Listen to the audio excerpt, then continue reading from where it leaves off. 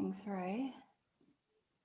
Okay, good afternoon everyone, and welcome to this chit chat where we dive into and explore a little bit more detail around explicit instruction, the research elements and principles of explicit instruction, and the connection to structured literacy. It is my absolute pleasure to be welcoming Dr. Anita Archer onto our page this afternoon, and to share all of her amazing pearls of wisdom in person, because as I said to you, Dr. Archer, many of us speak some of your words or your famous sayings when we are presenting and sharing your pearls of wisdom. So it is an absolute pleasure to welcome you this afternoon. I'd just like to begin by sharing with everybody a little bit about you and some of your esteemed accolades. So Dr. Anita Archer serves as an educational consultant to state departments and school districts. I'm just going to change my view so they can see both of us. That's much better. Serving to state departments and school districts on explicit instruction and literacy. She has presented in all 50 states and many countries, and is the recipient of 10 awards honouring her contributions to education. Dr. Archer has served on the faculties of 3 universities, including University of Washington, University of Oregon, and San Diego State University. She has also co-authored numerous curriculum materials, including Phonics for Reading, with Curriculum Associates, a 3-level intervention program called Rewards with Voyager Sopris, and I recently listened to your podcast with Pamela, which was amazing, a 5-component literacy intervention program, and a best-selling textbook titled Explicit Instruction, Effective and Efficient Teaching. Welcome to this chit chat this afternoon, Dr. Archer, and thank you so much for giving up your time to chat with us all. You know, I am totally honored to be in New Zealand, a country I visited and enjoyed immensely. I think I had my best vacation that I've had in my 74 years of life right in your country. It was delightful. And I spend usually Septembers in Australia. So our plan was to go work a month in Australia and then hop over to New Zealand and enjoy it. But that stopped in 2020 and 2021. Fingers crossed, hey, that we can get some of that action happening back, because I know that there are many, many, many teachers and school leaders and parents here who homeschool their children too. I'd love to hear you speak. That's if we could nab you for a little bit on your holiday time. Shall we? That's fantastic. Shall we jump into our the question that we were going to explore first? And that was perhaps to just I think it's important we come from that place of no assumptions and realize that there will be people who are joining us this afternoon who have different amounts of knowledge on explicit instruction.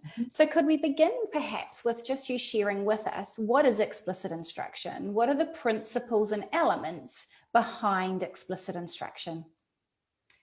So we have teachers that are joining us, administrators that are joining us, tutors that are joining us, parents who are joining us, and all of us can recognize it when we see it, because it is so direct, so unambiguous that there's no chance you won't get it, that you will learn whatever is being presented.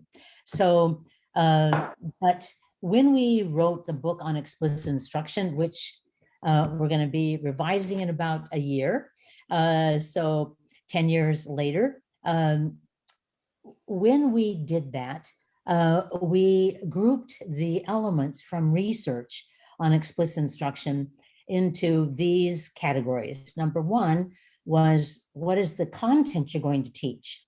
Now, when you look at structured literacy, it always talks about systematic explicit instruction. And the systematic part is, what are you going to teach? What is critical content? How are you going to break it down into small steps that are obtainable for students? And that is really critical, particularly if we are talking about students that are struggling, where we really have to hone in on the most important information for them. And I noticed that you had some of your webinars, Carla, on systematic, explicit instruction, particularly for students with dyslexia, true? Yes, And that's so, correct. So they talk about critical content, such as you teach phonemic awareness, you teach letter sound associations, you teach decoding of single syllable words, you teach decoding multisyllabic words, you teach vocabulary, you teach comprehension strategies. And so that is critical content in the area of reading. And then the next area was, well, how should your lessons be organized? What elements have research validity? So, for example, it is very helpful to know what you're teaching and convey that to students so that whether we've called it objectives or behavioral objectives or targets, no matter what term we've given it, we convey to them what is the outcome that we are looking for. What are we teaching? What is the outcome in terms of a goal or an objective? And one of the critical elements is review. That review of what I taught yesterday, review of what I taught 2 weeks ago. So because just one exposure is not going to lead to learning. And it doesn't matter what country we live in, as teachers, our goal is learning. The commodity that we are in charge of is learning. So we have systematic review. And to me, this is one of the most critical areas because let me just use a simple example. So one day I was in a kindergarten, and I'm not well schooled in New Zealand schools. So if I use the wrong language, you correct me, Carla. Sure. So this teacher was towards the end of the year, and she said, let's review the sounds that you've learned. Okay, so she had flashcards and she put one up and she said, this is the letter A, its sound is ah, say it. This is the letter T, its sound is t, say the sound. And she went through about 20 different sounds. Now, that might appear to be good practice, but it was not the best practice, because all the students did is mimic back, even at the end of the school year, mimic back the sounds, versus if she had just showed it to them and they had to retrieve it. So what sound? Ah. What sound? T. What sound? S. Very different, where you have to retrieve it from memory. So, and you often talk about checking for understanding too. And so what you're doing when you're asking them to retrieve is one of those other key elements. Am I correct? And what you advocate for in explicit instruction being the checking for understanding. Constantly checking for understanding throughout the whole lesson, not just doing occasional assessments. So in the design of instruction, you have an objective, you have review that requires interaction, not just the teacher restating everything, but requiring responses from you and retrieval practice. And then you have 3 that you noted in your letter to me, demonstration, guided practice, checking for understanding, which in 1974, those terms were very popular in the United States under the work of Madeline Hunter. Demonstration, guided practice, checking for understanding. And I wanted it to be more memorable, so I adopted I do, we do, you do, which is now sort of ubiquitous. It's everywhere. Yeah, it is. But it's powerful. I say the sound, we say the sound, you say the sound. I demonstrate the algorithm in math. I demonstrate the algorithm of math. We do it, we do it, we do it. Gradual release of responsibility. We do it, you do it. So these are terms that we use as teachers. I do, we do, you do. It is terms that we should teach our parents so that they would also be able to say, I read the word, we read the word, you read the word. I write a sentence, we write a sentence, you write a sentence. So content, design, I'm finding Now, I have not taught lessons in New Zealand. The best I can tell you is I have taught hundreds of lessons in Australia. Not that they're the same, but they are a near neighbor. And whether it's in Canada or it is in the United States or in our territories, I do a lot of work right now in Hawaii and Alaska, but the delivery is what I find we really have to attend to. Because we could have a good objective, we could have a structured lesson, and no one's paying any attention. So when we looked at the research, the big ideas there were, the most powerful one, in fact, for delivery is opportunities to respond. And you know this, Carla, and all of our participants do, that good instruction is interactive. I say something, you say something, I write something, you write something, I do something. It never can be, though too often it is, I say something, I say something, I say something, I say something, see you tomorrow. So we need many opportunities to respond. So we've talked about the content, the design, and the delivery. And the content you framed as what you're going to teach. It needs to be systematic. And obviously we want teachers to have some tools where they identify exactly what those teaching needs are. And then you talked about the design of the lesson and the importance of there being a very strong review component where teachers were able to check for understanding and not just tell, like you gave with the letter example. And then just to add to that, to summarize that wee piece, was around the delivery and the importance of the delivery of those lessons, and that there being somewhat this sort of reciprocal relationship going on where the teacher gives, the student responds, the teacher gives, the student responds, and the teacher understands that is because all the while they're able to check for understanding, and the student must participate actively through the learning process. And you know, some recent research has particularly looked at during opportunities to respond, how important it is that the responses be overt, not just thinking, but I say it, I write it, I say it to a partner. I use hand signals to indicate which answer is correct. The more overt the response, the more learning that occurs. I see that in classrooms too, when teachers are learning about your principles of explicit instruction, and they're learning about, they seem to have, or we seem to have, a growing awareness and execution of the content and design element. Content and design. It's now the delivery that I think here it's really time for us to turn our attention to. And I like how you talk about that the importance of that being overt. And I think that maybe here in New Zealand we have a tendency, because we're very quick to want to move on and move these students on, but I think it's important we check through them being able to voice, and we check through them being able to write, and we check through them being able to articulate with their peers. Absolutely. So I'm sure you're aware of effect sizes, because you have the person who from your own country that is a major person internationally on effect sizes. Yeah, John Hattie. Yeah. John Hattie.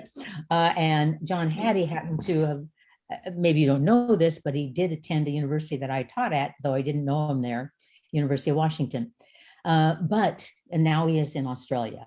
But when you look at the effect sizes, for example, a recent meta-analysis on opportunities to respond had an effect size of 0.79 from 0 to 1. Okay, 0.79 is like, whoa. It is. Do it. And so it is one of the highest effect sizes. And when they looked at, so many of your participants are people that are serving students with special needs and learning challenges. When you look at intensifying intervention, number one thing to look at is increasing opportunities to respond. So that's great. Such a crucial takeaway for us from this little piece of this chat, because yeah, that's so important. well, you know, everything else depends on it, because where you go from there. right. So if I get no responses, how do I get feedback on my teaching? How do I give feedback to the students on their gaining different skills? So as I get more responses, I have more opportunity to monitor their responses, listen carefully to them, and for me to give feedback, including affirmation, praise. If you never respond, you get no praise. If you respond appropriately and positively, then it gives me an opportunity to say, yes, those were the exact right sounds. You articulated them perfectly. Yeah.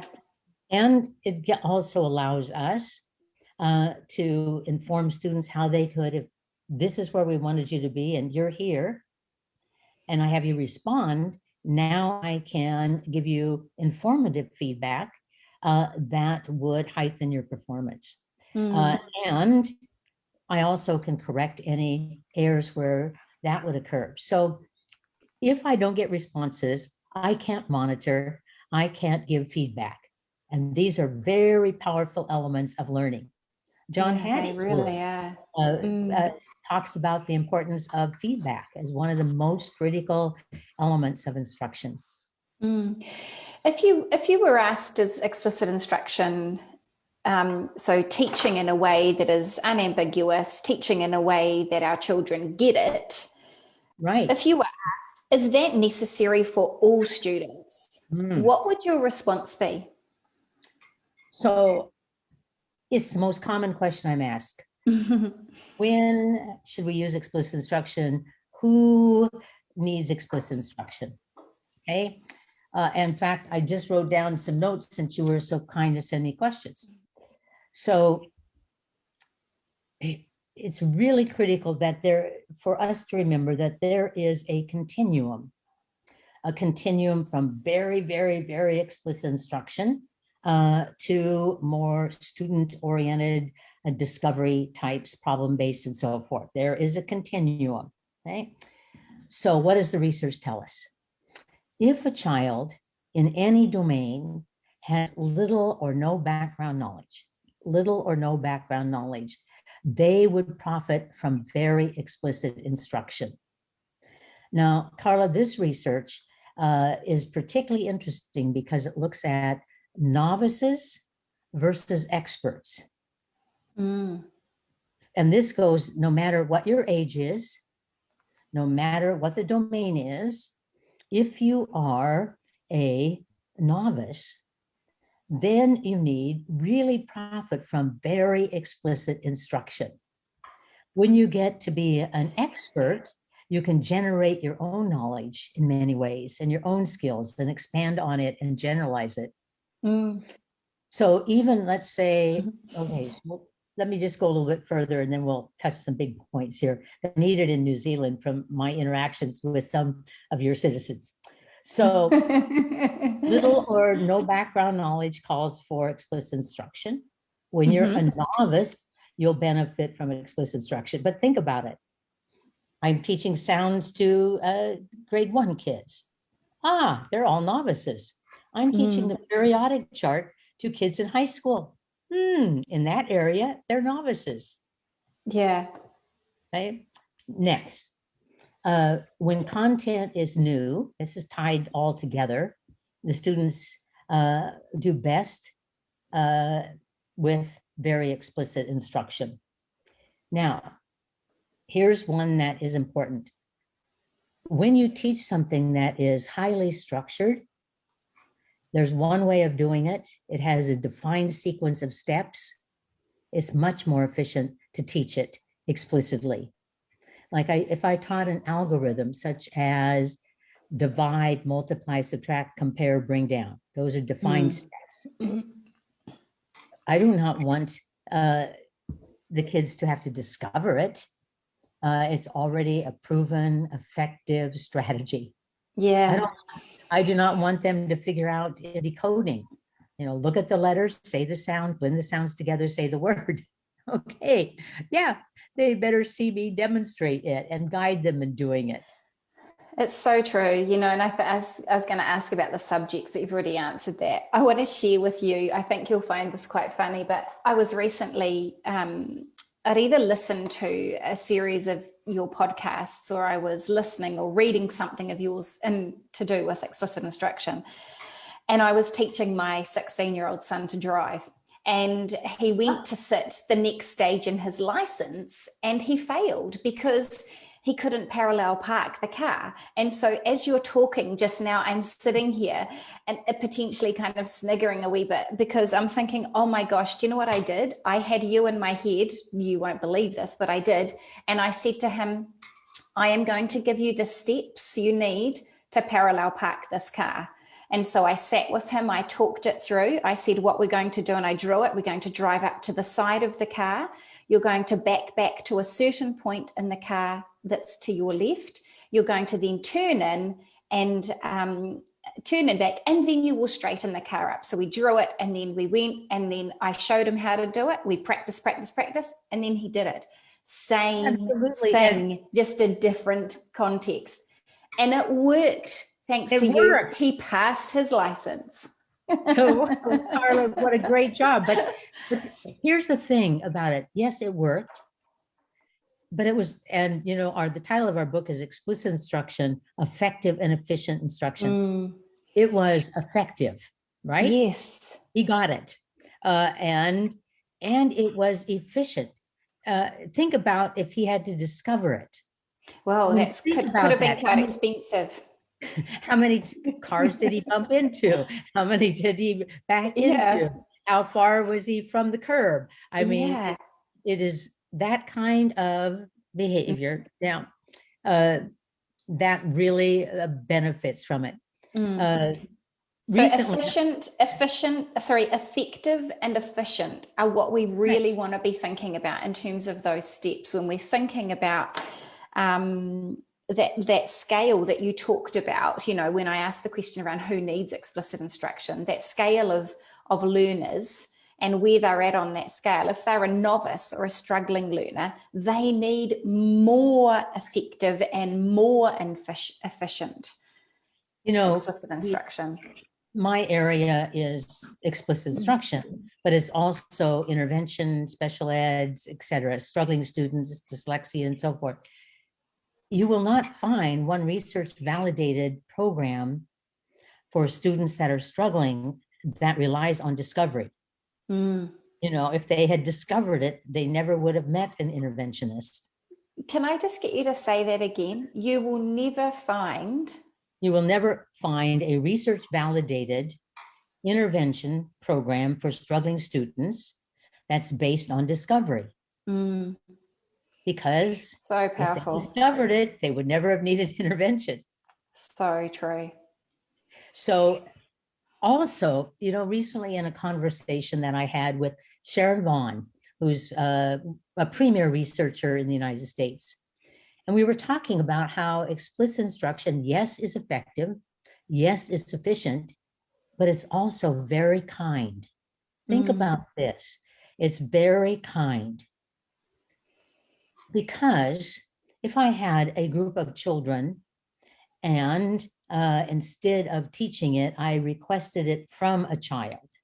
Does anybody know what are equivalent fractions, let's say, just to take it out of the reading, because it does apply to other areas. Yeah, sure. And then I call on a child and this child says, well, it's something about those numbers that have a top and a bottom. And they call the next child and they say, well, equivalent fractions is another way of saying that the fractions are of equal value.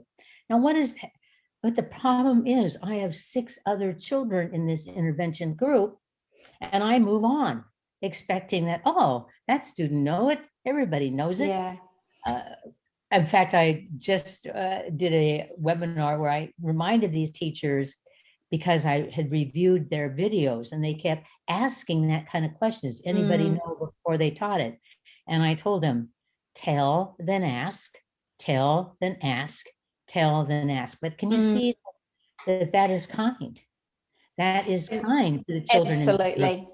And I see this, Dr. Archer, when I'm privileged enough to work alongside teachers in the classroom, and I see them learning particularly those skills of the delivery component where they are being more explicit. What I see is children who have been reluctant to come to the learning task, children who have limited self-esteem and have not had success before. I see them leaning into the learning because the teacher is so kind and is telling, then asking, listening, and responding appropriately. Well, let's use your son. I bet from you writing it down, going through the steps, watch me do it. Now I'm going to guide you in doing it. Now he could do it. He was proud of himself, wasn't he? Oh, absolutely. He could do it. Now he says, let me park, let me park, let me park. It drives you nuts. I have this vision here. You know, there is this myth that only if we discover it is it of value to us. That's not true at all. No. I mean, I love watching a good cook or my cello teacher play and then playing with me and then listening to me play and giving me feedback. I did not have to discover beautiful cello music. It was much more efficient, much more effective as a beginning cellist to have a teacher. Yeah, it's very, very powerful, isn't it? And I think sometimes there's been this perception that for students to engage in learning, that we have to question them, or sometimes I think in New Zealand, that's become part of potentially a behaviour management strategy, is to question as a form of engagement, whereas actually it's quite the opposite of that. It's certainly not a form of engagement, particularly when the student doesn't know the response. And then we see the teacher, you know, if you ask that question about equivalent fractions and the student can't give a response, or they give a polar opposite type of response, right, how do you come back from that? Well, not only have they practiced a misconception, but they've announced it to the class. And so, you know, it would be better for me to demonstrate the concept very, very clearly, guide you in using it, and then having you use it where you can say, yes. I'll never forget one day where I was teaching in middle school, which was 6th, 7th, and 8th graders. And we have this video of when the students, it was their turn to do, you do it. And they are doing high fives. They're saying yay to their peers. I mean, being able to be competent is a great gift to children, and teaching them is the pathway to that gift. But I think explicit instruction is effective, efficient, and it's kind. Kind. And I know that your country is also very involved in equity across, absolutely, very divergent. And to me, the only path to equity is very good teaching and very explicit teaching, so that everybody is on the same playing field. Everybody has access. Everybody gets to learn. I recently heard you say a little quote, and I don't know if I've quite got this right, but it kind of fits here. It was something around that the way we educate leads to the way we learn. And you were actually talking about what we call like pre-service teacher training. You know, I think you were actually having a conversation with Pamela from Voyager Sopris about the importance of teacher training, and you were sort of talking about explicit instruction and structured literacy. But do you remember what that quote was? I might have to find that. You've got so many great pearls of wisdom. But I was just working on a webinar, because oftentimes I've taken things like demonstration, guided practice, checking the understanding, having it, I do it, we do it, you do it. I just was writing a quote. I was asked to do a quote about if you expect it, pre-correct it, which to me is the most important management rule. Love it. If you expect it, pre-correct it. If you expect it, pre-correct it. But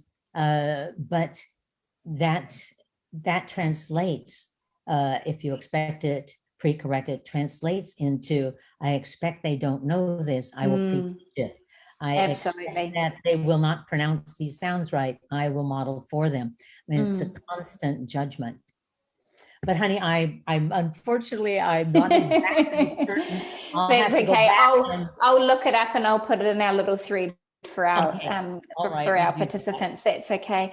Let's now move to thinking. I'm going to just ask one more thing. Okay. Sure. So when I was talking to Sharon Vaughn, this was one of our conclusions, and that is, in everything you teach, there is something that should be taught explicitly. In everything you teach, there is something that should be taught explicitly because it's more effective and efficient. So that maybe I'm doing a unit on poetry.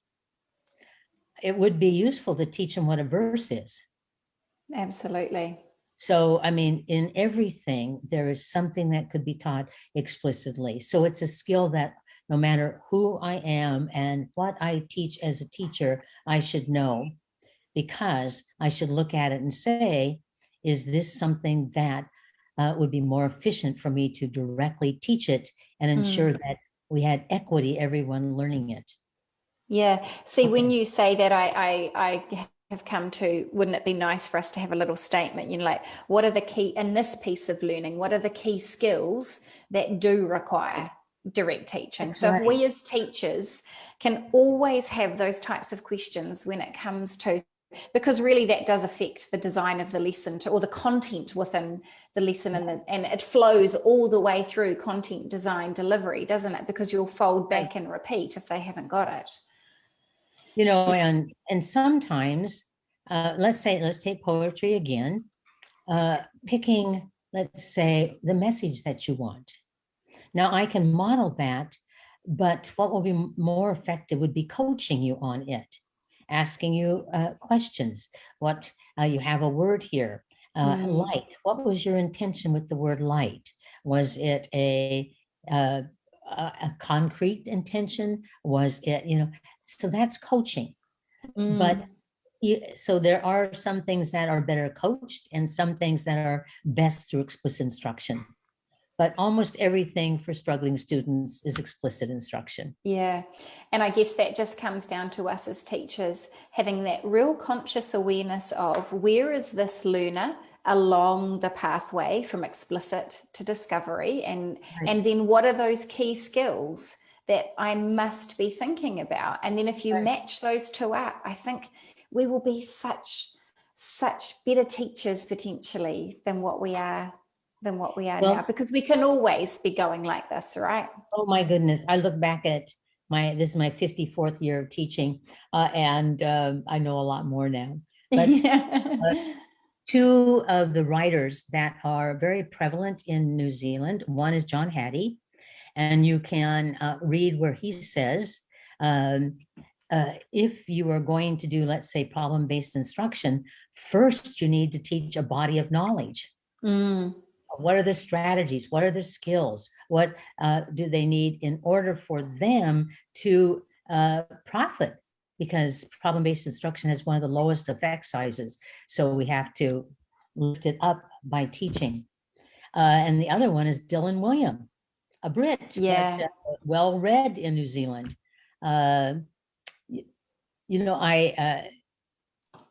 let me just, I don't know if this is one of my favorite New Zealand writers. Wow. What?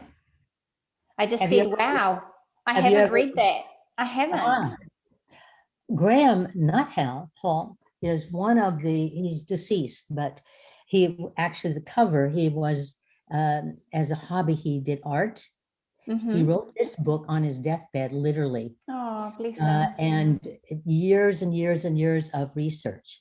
But I just thought you should see, I thought maybe some people in New Zealand are not aware of the research done with the team, Graham Nuthall's team, called The Hidden Lives of Learners. Now, what he did, can I tell you a little bit about it? Absolutely, go for it. So his team did not focus on the teachers. They focused on the learners. And so in his studies over time, they videoed classrooms focusing in on certain students and recording every word they said to the teacher, every word they said to a partner, everything they wrote down. So they analyzed it in action, but they also interviewed the students very systematically. But Wow. here is his main conclusion. I put this because I want people in New Zealand to read about, I think, one of the best researchers in New Zealand. And single isolated experiences seldom give birth to learning. What creates or shapes learning is a sequence of events or experiences, each one building on the effects of the previous one. By studying the continuous experiences of individual students, Graham Nuthall showed us that the accumulation of at least 3 different sets of complete information about a concept makes the difference between a concept that is never quite learned and one that is firmly connects to and integrates the previous knowledge and hence is learned and remembered. Absolutely brilliant. Page 155. So you order up this book. Yeah, thank you so much for bringing that to our attention. I mean, I think outstanding. The instruction is pretty good, but Yeah. I really enjoyed reading Graham Nuthall's book. Thank you for sharing that. I really appreciate it. Can we just take a minute now to dip into, we've got a lot of teachers here in New Zealand who are embarking on a structured literacy approach in their schools as individuals. Could you just take a couple of minutes to talk about the connection or the importance of explicit instruction within a structured literacy approach? So structured literacy is almost always defined as systematic and explicit literacy instruction. So when I went through, and we had one more element, we had the content, the design, the delivery, and the practice. And so when we look at the word systematic, they're really talking about planning and implementing content. So let's say it is the word reading part. And so that you have a sequence of letter sound associations. You have words that then couple those letter sound associations in single syllable words, then multisyllabic words, or adding morphographic elements, prefixes and suffixes to your decoding. Very, very systematic and explicit. You know, kids do not discover the code. I just read a book that talked about, well, that some students just naturally gain it like they gain speech. Not true. No, we know that's not true. We do gain, I mean, if we have a community that speaks a language, we're going to learn the language. We're not going to learn what just happened 5,000 years ago, the written taking speech to print. So it has to be taught. And they'll say, well, but you know, I had this kindergarten kid who came in at 5 and already could read. Well, let me tell you what happened to that child beforehand. First of all, that mother and father read books to them, pointing out words. They had magnetic letters on their refrigerator that they manipulated. They learned how to write the alphabet, write their name. It wasn't like totally natural. There was some input. Absolutely.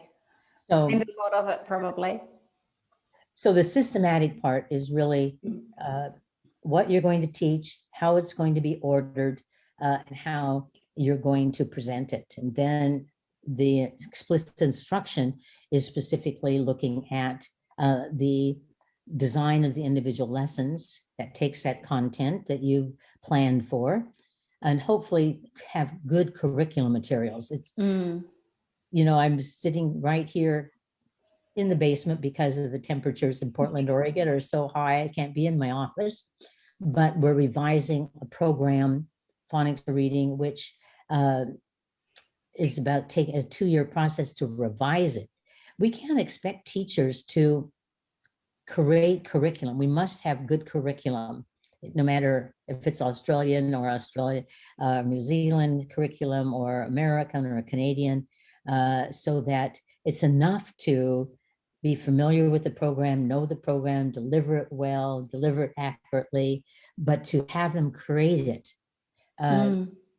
I saw that when I talked to teachers when I was on holiday, because I'm always looking for people to talk about education like you. We would have conversations. I know. I think we'd have a great holiday. But we do need to have really good curriculum, because it just is beyond the time the teacher has, and it's enough to deliver it, to correct the errors, to adjust it, to make all those decisions. Yeah. The systematic is the planning and the organization of it, hopefully embedded in a program, and the explicit is the lesson design as well as the delivery of the instruction. Yes, great. Yeah. Thank you. Let's go to our one last question that I didn't send through to you, but you've just raised it before, and I think this is so important, particularly given that little quote that you read from that Nut Hall research, is about practice and the importance of what we select for practice, and that we understand the significance of that. Can you just talk to us a little bit about, I'm going to say, the importance of practice being the icing on the cake for that learning to really, really be cemented? You know, our countries are similar in that we believe that if you're going to learn an instrument, you're going to have to practice, right? If you're going to play a sport well, you better practice. We have total credence to that. You're getting ready for the Olympics. We're going to meet you there. You're going to do better at swimming. We'll do better at running. But we've also demified practice. For example, in the United States, I will sometimes have people say, well, Anita, that's just drill and kill. And I can tell you, we have no reported incident either in New Zealand or the United States of any child dying because they practiced more. You know, like I have a small group and I say, you know, to help our fluency, let's reread this passage. Dead. You know, it's not because it's not true. No, it's not. The adage should actually be drill and skill. So the practice that you receive, think of how many times you need to have looked at a letter and said the sound. How many times you have to practice decoding words, not stopping between the sounds, continuous blending, and then say the word and match it to your oral language and correct it based on that. That takes a lot of practice, not just something we present one or two examples. And so practice does make a difference. And I would say, and I'm looking at the cello we brought down to the basement to keep it cool, that if I look at it and I really practice something, I'm practicing right now, I'm learning to play Largo because I just love the tones of it. And at the point where it doesn't squeak and someone can recognize it, I would say it wasn't drill or kill or just drill and skill, really drill and thrill, like your son being very thrilled about Icon Park. Absolutely. Okay, you tell him this story. I have never parallel parked in my life. Okay, never, ever. I'm 74 and a driver. I think you could do it. So when I went to take my driver's test, which when I moved to Oregon, I had to take the in-car driving test. So I went out to the gentleman and I said, who had the clipboard, and I said, now, do you have to parallel park? He said, yes. I said, how many points is it worth? How many do you have to get your license? I say, subtract mine now. So I did. All right. So there was another way of doing it. Oh, well done. You set the parameters right from the get-go. Right, I did. But we do need to have enough practice. And And that practice clearly needs to relate to the skills that we've been teaching, right? You know, and reviewing previously taught skills as well. You know, basically what you look at in terms of practice is, have you taught it? Have the students already shown some minimal competence? Because we don't want them practicing errors. And do we have systematic spaced practice over time? Yeah. That, you know, Carla, that the studies show that that almost doubles the amount you retain if it is not all in one setting, but is over time. And so because we want students to remember certain things we teach them, we had better have very deliberate practice where we say to them, not write a summary, but we say to them, you're going to write a summary and it's going to announce the topic. It's going to tell the most important things that's said about that topic. And it is going to be have flow in it. It's going to be coherent. And so that's very deliberate. My cello teacher sends me an outline every week. When you practice Largo, go slower with measure 4 and move closer to the, so deliberate practice, retrieval practice, where you have to retrieve it from memory. It's not always scaffolded. And number 3 is the practice is spaced over time. But absolutely brilliant. We have to be wise about this, because it's not a punishment to practice. It is this stepping stone, you know, and there's some really good ways to look at this. For example, Rosenshine did on his research, he did Monday review. And so we review everything we covered the previous week on Mondays, and every 4th Monday we review what happened in the previous 4 weeks. So that's a plan. We could have a plan. Or another plan that we found in a number of studies was we review something after we have taught it and they have minimal competency. We do it 1 day later, 1 week later, 1 month later. 1 day, 1 week, 1 month. See, that this is feasible. Do as teachers.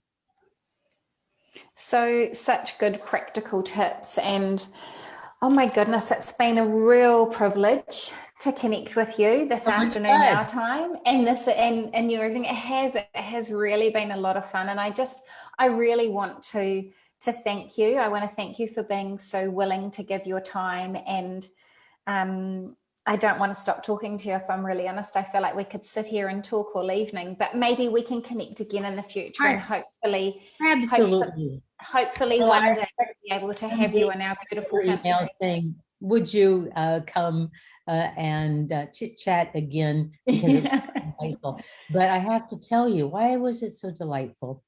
Well, because your knowledge level is very high, and your audience, their knowledge level is very high. And thank so you. it is we're all concerned about equity. We are all concerned about everyone having the highest level of performance in their life, right? No matter what our country is. And explicit instruction is a strong tool for us to do it. It's effective, it's efficient, and it's extraordinarily kind. It is. I love that. One of the big takeaways for me from our little chat this afternoon is that kind piece, you know, that it is efficient, it is effective, and it is kind. And I think that if all of us take that away, I know there's an awful lot for everybody to take away, but for us to be thinking about who explicit instruction is suitable for, if we think about that continuum of learning, and then we think about those skills, if we think about those key elements that you talked about content, design, delivery, and practice, then I think if we can be thinking about those things, we will continue to grow and improve ourselves as educators. You know, and in the end, Carla, we must keep our eyes, no matter what subject we teach, we must keep our eyes on learning. It seems to be what is left out of our thinking often is What do I want them to learn? How am I going to teach it so they'll learn it? How are we going to practice it so they can learn it? How are we going to review it so we're going to learn it? How are we going to space practice so we can have learning? Learning, learning, learning. That is what we're about. Totally. And the other thing, just to finish, was that little piece that you mentioned around the opportunities for our students to show us what they know from our teaching. And one of the things I wrote down in line with that is a little saying I'm going to carry with me on my shoulders is, how do I know? How do I know? And so you said, tell, ask. And so I've written tell, ask, listen, tell, ask, listen. So if we think about that little cycle, that will help too. So thank you so much for joining us. I know that everybody will have really enjoyed. So for all of our participants who have keyed into our chat this afternoon, thank you so much. I hope you got as much out of it as I did chatting with Dr. Archer. You're a total delight. And New Zealand is a wonderful country.